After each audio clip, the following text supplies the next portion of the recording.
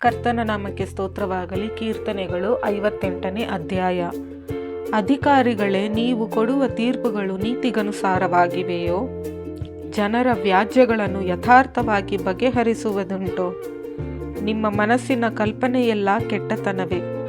ನೀವು ದೇಶದವರಿಗೆ ಅನ್ಯಾಯವನ್ನೇ ತೂಗಿ ಕೊಡುವವರಾಗಿದ್ದೀರಲ್ಲ. ದುಷ್ಟರು ಜನ್ಮದಿಂದಲೇ ಧರ್ಮಭ್ರಷ್ಟರು. ಅವರು ಹುಟ್ಟಿದಂದಿನಿಂದ ಸುಳ್ಳುಗಾರರಾಗಿ ದಾರಿ ಬಿಟ್ಟವರು.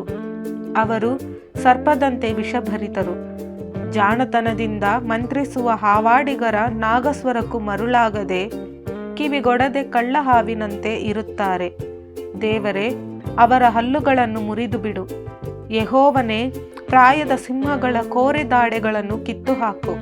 ಕ್ಷಣದಲ್ಲಿ ಹರಿದು ಕಾಣದೇ ಹೋಗುವ ನೀರಿನಂತೆ ಅವರು ಮಾಯವಾಗಲಿ. ಬಾಣ ತಾಗಿತೋ ಎಂಬಂತೆ ಅವರು ಬೀಳಲಿ. ಒಣಗಿ ಸತ್ತ ಬಸವನ ಹುಳದಂತೆ ನಿರ್ನಾಮವಾಗಲಿ. ಗರ್ಭವಿಳಿದ ಪಿಂಡದಂತೆ ಸೂರ್ಯನನ್ನು ನೋಡದೆ ಹೋಗಲಿ.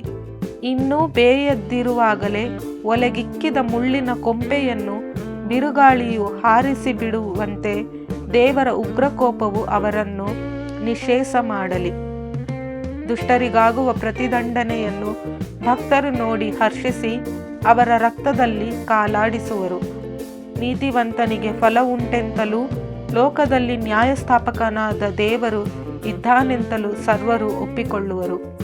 Price the lord.